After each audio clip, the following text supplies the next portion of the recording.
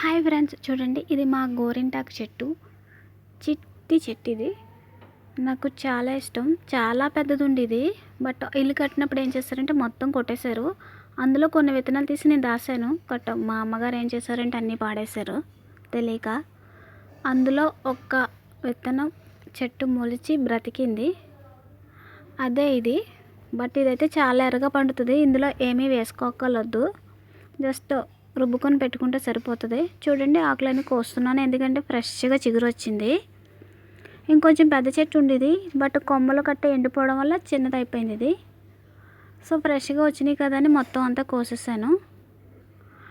చూడండి అంత అయింది ఆకు. ఇప్పుడు దీన్ని మనం మిక్సీలో వేసుకుని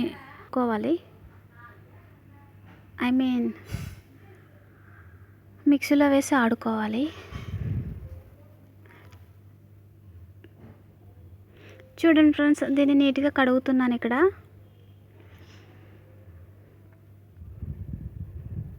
ఆకైతే నీట్గానే ఉంది, బట్ కడగాలి కదా. సో 2 టైమ్స్ కడిగేసి ఆకులన్నీ ఒక బౌల్లో వేసుకున్నాను. ఇప్పుడు మనం మిక్సీ పట్టుకుందాం చిన్ని మిక్సీ గిన్నెలో, ఎందుకంటే ఆకు చాలా తక్కువ ఉంది.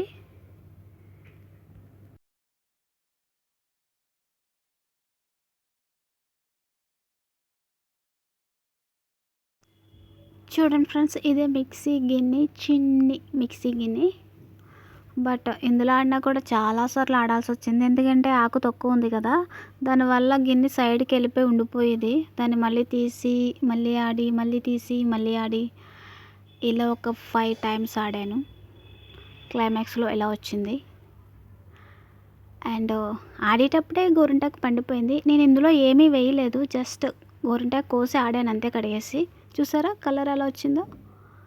బట్ చాలా ఎర్రగా పండుతుంది. ఇంకా ఏమన్నా వేసుకుంటే ఇంకా ఎర్రగా పండుతుంది. బట్ నేనైతే ఏం వేయలేదు. చూడండి హ్యాండ్కి పెట్టుకున్నాను, అంటే ఇంకొంచెం అయ్యింది.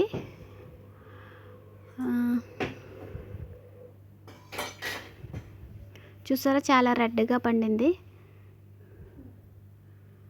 ఏం వేయకపోయినా.